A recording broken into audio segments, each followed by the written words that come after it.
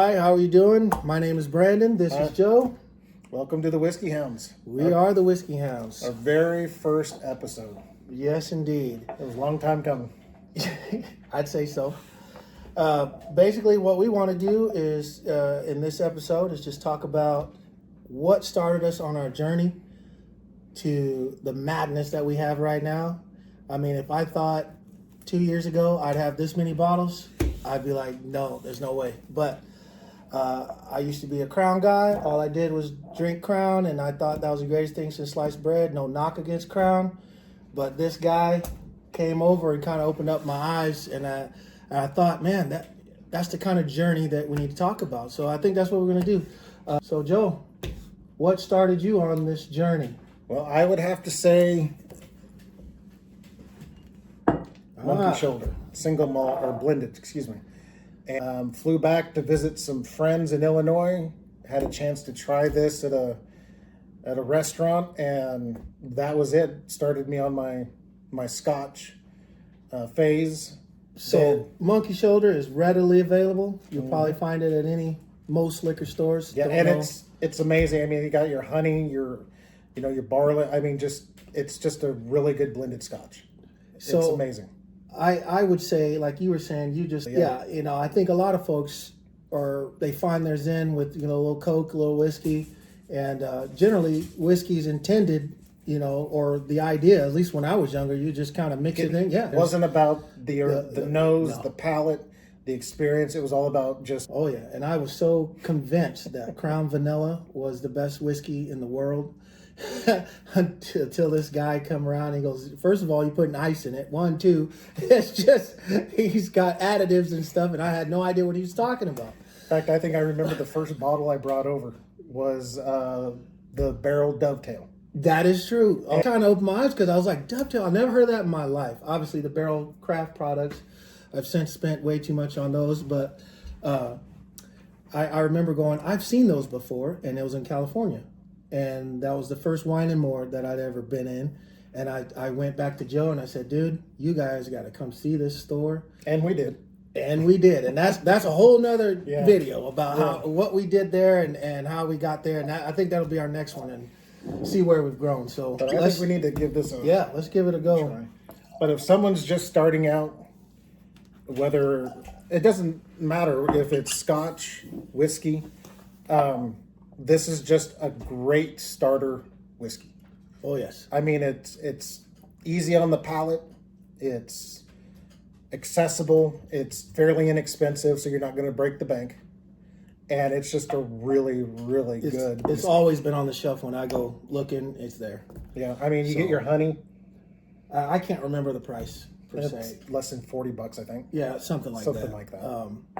And for me, at first I used to care, not like I don't care about price, but once you start going down this journey where you start going to higher proofs and things like that, it's not like the price doesn't matter, but you're more after what you're tasting. The rabbit hole gets expensive after a while. Pretty much. So if there's something that you end up liking and it's $50, whereas before you only had 23, well, my friend, that's what I'm telling you. That's what happens. Yeah. And anymore with the state whiskeys going, what used to be budget now is considered bottom shelf because, mid-priced, you're looking $70, $80. Yeah. Most whiskeys are $100 that are decent, So budget bourbon anymore is around 50. Yeah. 40 to $50. $50. And there's plenty of videos on budget bourbons that'll get you started to look into. But like I say, so what was the first notes that really drew you to this when you first, what were you thinking? You were like, wow, what is this? I think it was just just starting out for me, it was the complexity. Someone who's been in the game for a long time will look at this and like, yeah, it's good, but not overly complex. But when you're just starting, it opens up your eyes to a whole new world that you never knew existed. So for me, it was that honey and almost like a cereal note to it because of the barley and the grain. And we were, in fact, the friend of mine that I was with at the time, we were both blown away. In fact, when we got through at the restaurant, we went straight to the liquor store and bought a bottle. Yeah. And He I was was just blown visiting away, them, huh? so we polished it off in a few days. Wow. And that's how good it was to us. Man. And when I flew back to Oregon, I went straight to the store and bought a bottle. Right on. So that for me was the beginning of my whiskey journey. What notes you got with it now? What are you getting? I'm getting lots of dried fruits. I get lots of dried fruits. I get a nice. There's a citrus to me a little bit. Maybe like dried orange peel, because I used to brew beer and you could put like dried orange peel and stuff to make it taste good, and that's what I pick up. Yeah, there's a little bit of citrus in there, but for me it was the I'm still getting that really nice honey. Yeah, that's on the back end cereal for me. maltiness. Yeah. On the back end, and more so on the front end with the honey. Yeah. But on the back end, it's a little bit of bitterness, some of that cereal, and it's just a really, really enjoyable. I'd say it's balanced. Oh yeah, oh yeah. I'd say it's balanced. I mean, you get, that Scotch flavor, but it's not overpowering or anything like that. I mean, If you don't like smoke, this is perfect. without there, there's no smoke in there that I can pick up. Yeah, yeah. It's almost non-existent, and there's just a touch. Yeah. So yeah, Monkey Shoulder is what got this man into whiskey, or started his journey. So And that's been almost 5 years now. 5 years. So for me, like I say, he got me started. I was cussing his name after I went back to my Crown and realized it tastes like water. So I was like, oh my gosh, here we go. Now I got to start spending more money. You're welcome. Yeah, thanks. So this journey we talked about maybe in California, where I took these guys, our other friend, we took them to Wine and More. It was our first time. My second time, their first time going to Wine and More. And they were just stunned at the selection there. I mean, this is we were starting out whiskey. So I think for me, it was like finding Bigfoot for the first time. Eyes got big, mouth dropped open. It was. They stood and stared down the aisle for at least 15 minutes, just standing there. I'm like, oh my God, you guys. And for most people who have been to Wine and More, who know what it is, they probably don't think much of it. But yeah, but again, your that was first the first time, you're just like, oh my being gosh. there, and it was amazing. So, anyways, I took them guys there, and on our way, so we're in Oregon, and we drove that way, basically just doing a hunt all the way to California. That would be another I think entirely different video for that. Totally different. But what I'm getting at is there I found the whiskey that changed my life. I still laugh when I think about it. Yeah, and you know what's funny is I told Joe, I said, man, I don't want to go and get some whiskey, because what you guys are telling me is that I'm going to get a whiskey and then all of a sudden it's not going to be there. Like, what does that mean? Like, if I find something really good, I'm never going to get it again. There's that possibility. I was like, I don't want to do that if I'm going to do that. And he's like, but it's not going to happen. I mean, there's always stuff being made. Well, that happened. This right here, Driftless Glen. This is a single barrel straight rye store pick, aged 5 years. If you haven't heard by now, Driftless Glen is amazing. They're doing amazing things, and I mean, just about everything they make is amazing. I think that cracked my top 5 whiskeys of all time. Yeah, I mean, yikes. I couldn't believe what I was tasting. The flavors were just beyond me. I just was like, what is happening right now? And I took it home and I thought, oh, well, I mean, I got it at Wine and More. I mean, I'll see it again. Driftless Glen made a deal with Wine and More, and California on this side of the coast is the only place that only Wine and More that they made deals with. And I didn't know that. And I went back online to see if I can just get this, and it started just disappearing everywhere. Couldn't find it. There's many other labels, but this blue one, you can't find. And then when I come across it, apparently they went through 2 distillers. So the original recipe is there. It's been tweaked a few times. The first distiller, he had the recipe. They got a new guy in. They fired that guy. And then they went with the guy that's been in-house that was with the original guy. So the juice that's in here is probably not going to be found again. So unfortunately. However, everything they make is good. So I would definitely say do that. There's still a little bit left. You know, there is. There might just be a little bit in there, but it's not enough to really taste. So anyways, that was that. That happened to me. It could happen to you. However, this one on this our is the little one trip. that I laugh about every time. Okay, so we had a lineup of all those whiskeys that we picked up along the way, and we sat in a hotel room and we just tried them all, and then we lined them all up. This one made first out of what, 12 bottles, 13 bottles? Yeah, I believe so. Yeah. Driftless Glen was second, and I think the Maker's yes, cask that we found. Maker's Cask. We found an old one that had been sitting on the shelves for like 3 years. It was bottled in 2018. Our friend John picked it up. I guess they thought it was regular Maker's, and it kept making its way to the back, but we finally found it. And man, it's really good. It's really good. But this, I literally haven't opened this bottle from that day. These guys, they went and got 2 bottles of this right after we tasted it, the original bottle, and they went back to the store in the morning. We got like 2 more. I haven't opened it since that day, and that's been almost a year. And so I checked their bottles against my bottles. This is barrel number 954. And this was the original batch that was from that day. And I just been saving it for something like this. So I say, hey, Let's crack it. let's open it up and see if what happened then will happen again. Because I had never tasted so many floral notes in my life. I mean, It was probably the most unique rye yeah. I've ever had. I'm a rye guy. That is my wheelhouse. Yeah. Is rye. And to have something like that was spectacular. It's insane. I never, man, I'm just flabbergasted by the flavors that I got out of it. I mean, when I first sipped it, it literally took me to a field of flowers that I experienced one time in the mountains in Enumclaw, Washington. So anybody who knows where that is, you know what I'm talking about.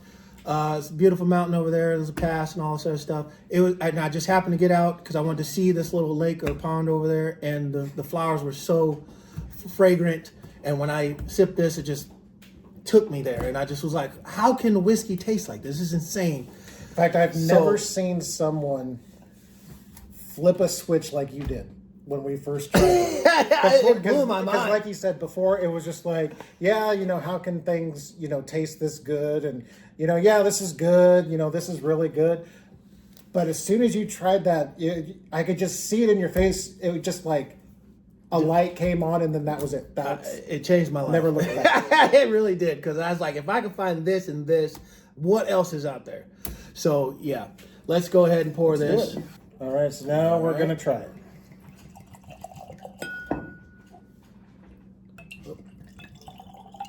Cool. There you have it, Clyde May. And if any of you haven't had a chance to try their Yeah, you bought some other ones, yeah. their 7-year bourbon and rye, you're missing out if you haven't had a chance to pick it up. Now, also, I just picked up another one of these. Store picked, Wine and More. They're there. I mean, I went to Louisiana. They were there. Store picked by Wine and More. They're still there on the shelf to this day, and they're still there. I was thinking of something else, but they have a 5-year bourbon as well. Yeah. That's truly Pretty good. good. Yeah, but the Clyde May stuff is, once you start getting into like the 5-year Oh, stuff yeah. like that, it's really, really good. Man. That's good. Now, my taste and everything has definitely changed from the moment I did this to all this other stuff I've tried. But that's still really good. I pick up those floral notes. Oh, they're definitely there. They're there. Oh, man. I just don't think they're as pronounced No. than when we first tried we it first had it, almost yeah. a year ago. Because everyone's palate changes. So Yeah, what we mine tried a changes a year lot. ago won't be the same sometimes as what it is now. But man, that is still really, really good. Wow. It's like a sweet flower. Like if you just took a bouquet and sprinkled sugar on it and ate it. Then it's got that rye spice. Yeah, honeysuckle, then a little rye spice in the back. That's really good. And it definitely drinks hotter than 52%. Oh yeah, you can feel it. Which I like. Yeah. I do like when something surprises me. I almost get a little bit of either star anise or clove. Yeah. On the back end. It's a little bit. I think that rye spice gives it a little bit of that spice. Mm-hmm. I like it. Boy, that's really good. That's really good. And it's smooth. It's smooth. 104 proof, smooth. I can honestly say my mind isn't as blown as it was then, but you got to understand, I came from Crown and not just Crown, not Crown just vanilla. Crown. I mean, Okay. come on, Crown vanilla. Yes, I had come from that, and my taste buds were not that. And I've since grown, obviously, from there. But I'm going to say that's well-rounded, very good, and tasty. So, yeah, I like that a lot. So tell us, yours. What was the second one that kind of got you? So your first one was a Scotch. Mm-hmm. You know, the monkey shoulder. Now, what was the second one that kind of pushed you into that whiskey, bourbon, or, you know, obviously we love rye. I mean, Right. We were rye fanatics after California. Well, again, after flying back from Illinois, visiting friends that got me into monkey shoulder, I flew back the next year to visit again. And we started drinking some other stuff, and I wanted to expand my palate and range of whiskeys, and so I wanted to try a rye. Yeah. And I don't remember which one it was, but I did not like it. It was not for me. I thought it was just horrible. And I almost want to say it was the Michter's rye. Don't kill me. Hey! Don't kill me. Because I know you have a bottle of it. I think that was the... Not trash. It was good. No, actually, that is really, really good. But at that point, I didn't care for it. Yeah, okay. But I just didn't want to judge ryes just from one bottle I didn't like. Yeah. So when I came back to Oregon, I actually picked up Whistle Pig. Now this is the 10-year, which I actually bought the next time around, but originally it was the 6-year rye, which is fantastic. The 10-year is fantastic. Anything above that, the 15 or the 12-year, I think it was the 12-year. Yeah, I wasn't overly impressed with. There's a few releases that the road stock, not a big fan of. But if you get the Alfa Romeo, I think it is, release that our buddy John picked up, completely, I mean, it is just amazing. I mean, it's like sweet tea, some rice. It is, I mean, it's so good. Yeah. But yeah, Whistle Pig, if, like I say, I was going to go with the distillery that was known for nothing basically but rye. Yeah. That was their wheelhouse. That's what they stuck to. Well, that's what they do. And they do it well. And I really like... I like this. I picked this up last year. And as you can see, I haven't drinking that much. But I believe a lot of whiskeys get better after they open up. The neck pour wasn't impressive. I went back to it 3 weeks later, and it was on point. So and I know some people cringe at the thought of, companies sourcing whiskey from other places, rebarreling it, rebottling. But you know what? I don't care. I honestly, I don't care. If it tastes good, let's go with it. Who cares? Who cares? If it's good, it's good. Whistle Pig is knocking it out of the park, in my opinion. I know other places, other distillers are making their own ryes, which I'm in love with. The Clyde May rye I'm in love with. I mean, it's just so good. But if a company's sourcing whiskey, as long as they're doing it right, doing it well. Look at Barrel. Barrel is like one of my top 5. I don't think places. you can get a bad one. I mean, I've never had a bad Barrel product yet. But yeah, let's try it. Let's try this Whistle Pig 10-year. Like I said, I remember so far, it was pretty good. Mm-hmm.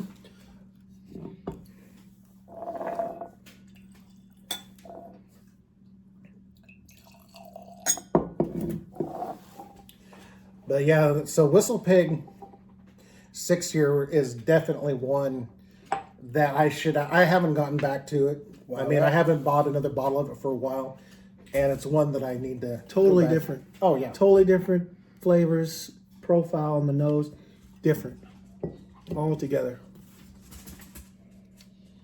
and a lot of times they're sourcing out of Canada. Yeah, Whistle Pig, yeah. but you know, I know Canada. That's a whole separate issue itself with Canadian whiskey. wow. But again, if they're doing it right, they're doing it well. You know, Go for it. go for it. Yeah, exactly. So when you, boy, that's good. I mean, I need to say that has floral notes in it too. I mean, I'm picking that up, or honey. I was thinking it's more,